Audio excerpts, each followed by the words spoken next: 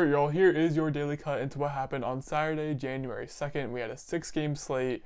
We had a few upsets which were very fun to watch and digest, and as always I will be having timestamps in the description so you can bounce around from game to game, see what you want to see, and without further ado, let's get into the games.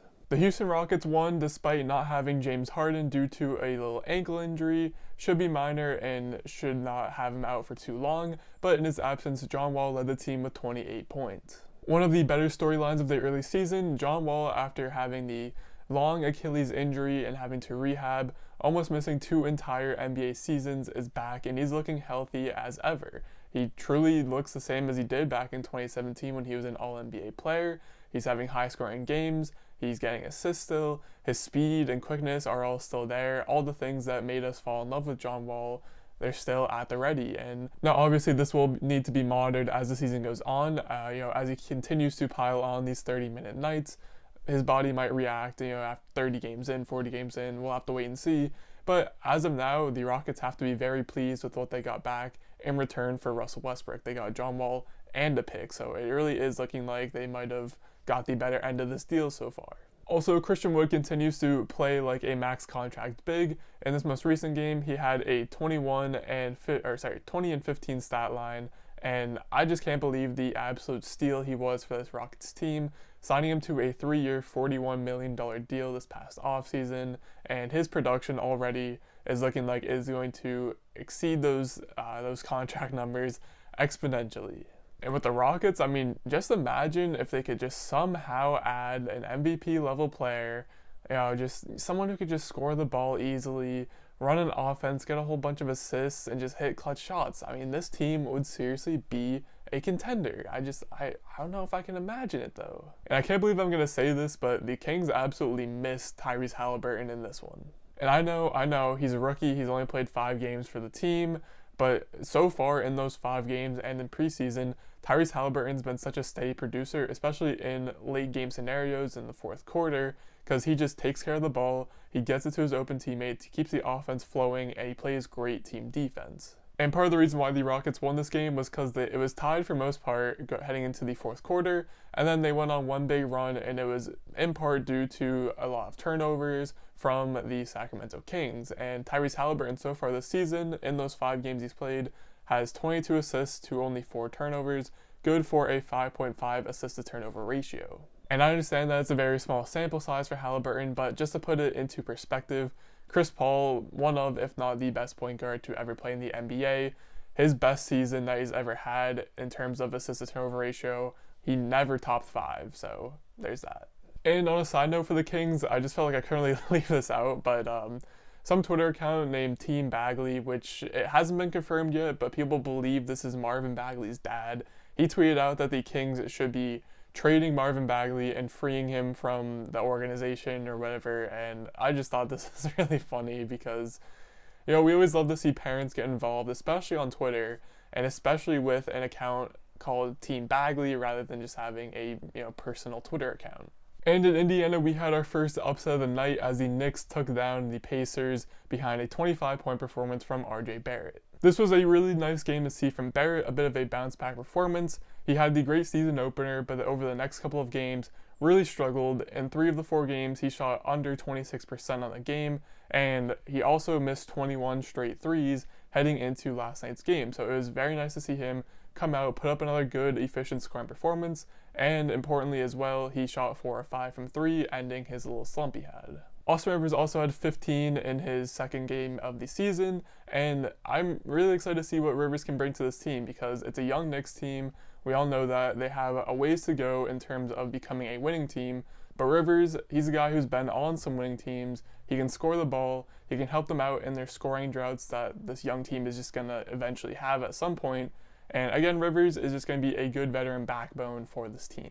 As for the Pacers, Malcolm Brogdon had 33 on the night, but it was not enough, as this Pacers team, as a team, they shot 50 total threes on the night and actually hit them at a good rate, making 19 of them, so you might be wondering why they didn't win this game. And that's because outside of the 3-point shooting, they just kind of had an off shooting night. They struggled in the perimeter and at the rim, and it has been a point of this Pacers team to be a bit more focused on getting shots at the paint and beyond the three-point line, and it's been working very well for them so far.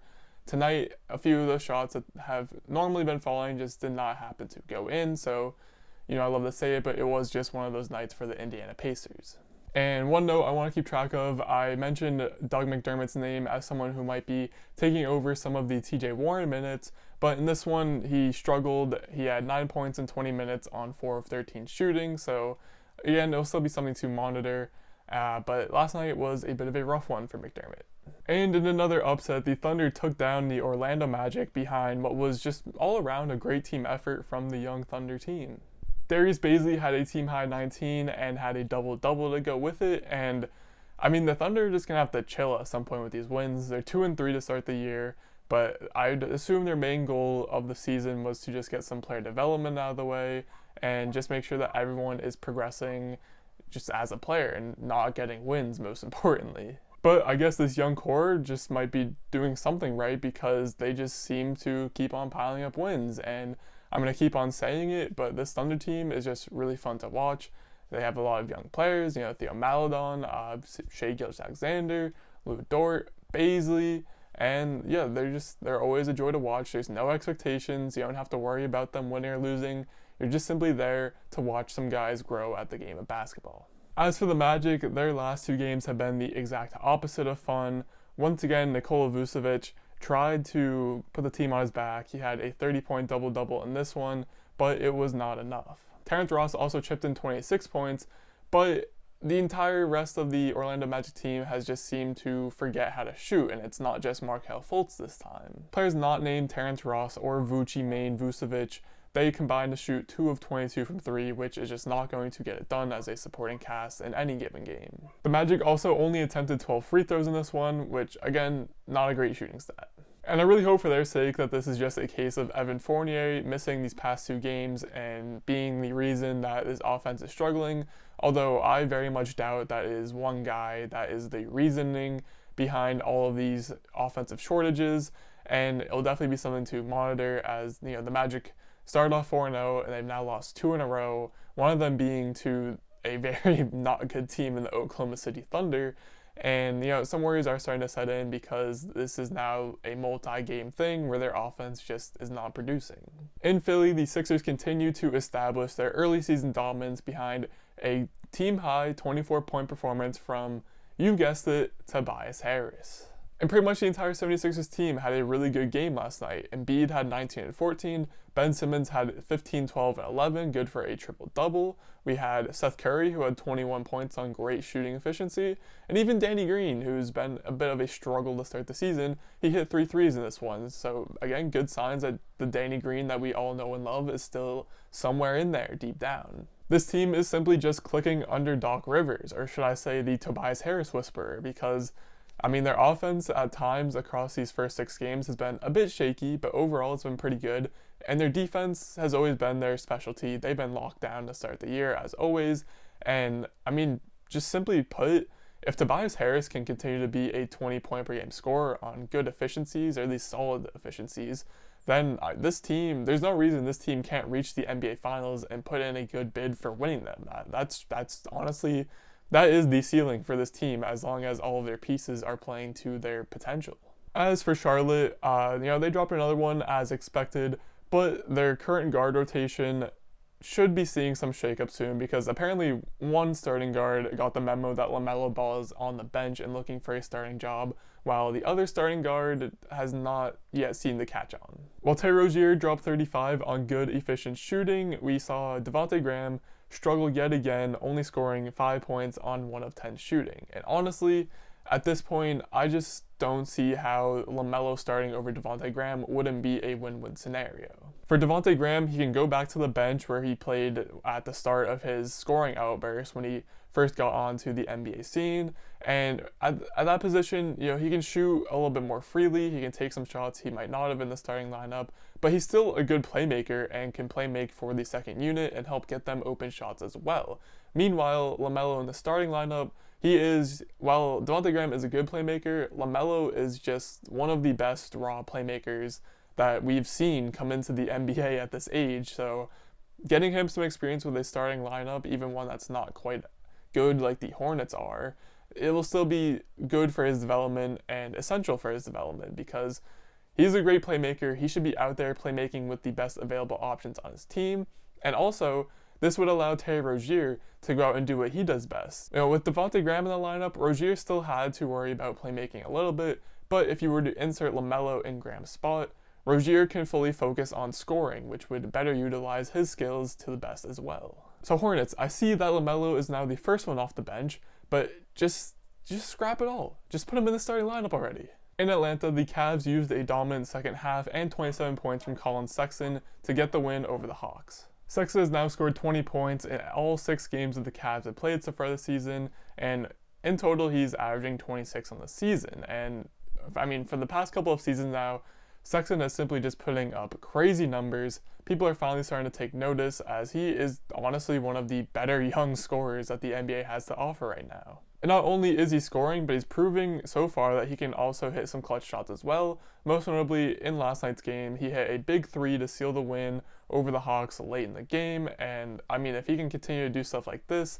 I don't see why the Cavs can't be a playoff team, at least to start this year. And it'll be exciting to see where he can take them further on down the line in seasons to come if he can continue to just develop at this insane rate. And on a slightly weirder note for the Cavs, they traded for JaVale McGee so that the Lakers could free up some cap space to sign Marc Gasol. Yeah, well, JaVale McGee is like sort of hooping for them. He finished last night's game. He had more minutes than Andre Drummond. He also outscored Andre Drummond and had 4 assists, which was just crazy. But yeah, JaVale McGee, definitely still a project, fouls a whole lot, doesn't have the highest defensive IQ, but maybe he somehow ends up being a viable center on a, contending team again? I don't know.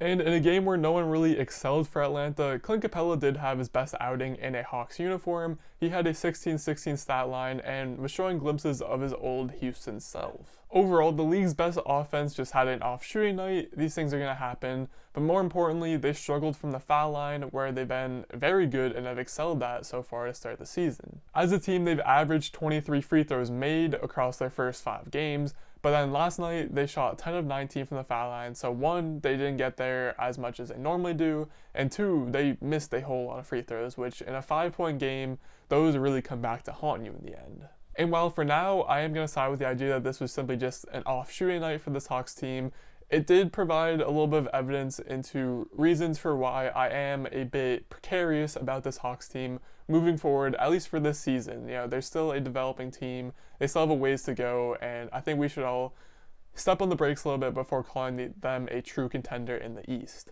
And in New Orleans, to wrap things up, the Pelicans got away with a close one behind 31 points from Brandon Ingram. One big stat that stuck out to me in this one was that the Pelicans as a team got to the free throw line 47 times and made 36 of them, and 36 free points is just, it's nothing to balk at. I didn't really actually look through all the fouls to see if they were cheap fouls or whatnot, but either way, getting to the line 47 times in a game is, that's something. But outside of that, this Pelicans team has actually surprised me to start the year. I'm not gonna lie, during the offseason, I wasn't a huge fan of either the Bledsoe or the Adams signing, but so far, across their first couple of games, just looking at their roster construction, they have 2 all-defensive worthy guards in the backcourt to lock down opposing teams at will. They have Steven Adams at center, who is lately just a brick wall that you can set in the paint. Throw in Zion, and him and Adams combined should just get every single rebound that comes up for grabs on the court. And then the last piece in the starting lineup, Brandon Ingram is just a certified bucket. He can go out and score you 30 a night. And this roster, it's definitely not the best roster in the NBA by any means, but it is a pretty darn good one. I really wouldn't be surprised if further along the season we see them picking up some wins against some of the best teams in the league.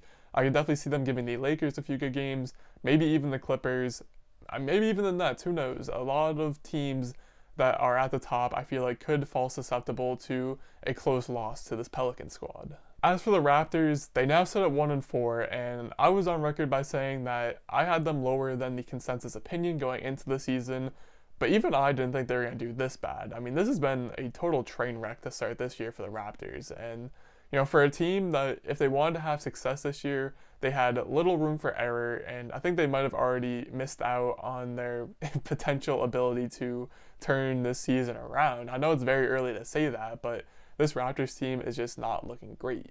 But I will come to the defense of their, I don't know if I can call him a star player right now, but Pascal Siakam, he's catching a lot of heat for these past couple of games for the Raptors. And I completely understand it if you want to get on him for his 1-game suspension because of the fact that he fouled out and left the court early during the prior game. I completely understand that, but when it comes to his play on the basketball court, yeah, he's off to a cold start, but if you look around him, everyone else on this Raptors team is off to a cold start. And Siakam isn't even doing terrible. I mean, his shooting numbers are down a little bit. He's not scoring quite the same as he did last season. But again, we're only 5 or so games into this year. While I do certainly have my worries about this Raptors team, I don't think Siakam should be receiving most of the blame. If anything, I think we might have overrated him a little bit last year because he was putting up numbers and he got off to a very hot start. And I know there was some MVP talks that fizzled away pretty quickly. But, I mean, Siakam's a fine player. He's not going to be the number one on a championship-winning team, but he is a good player. And that'll do it for this daily cut recap of what happened in the NBA on Saturday, January 2nd. And as always, leave some comments down below on what you thought about these games. Leave a like if you enjoyed this video or enjoy this type of content. And as always, most importantly, thank you for watching.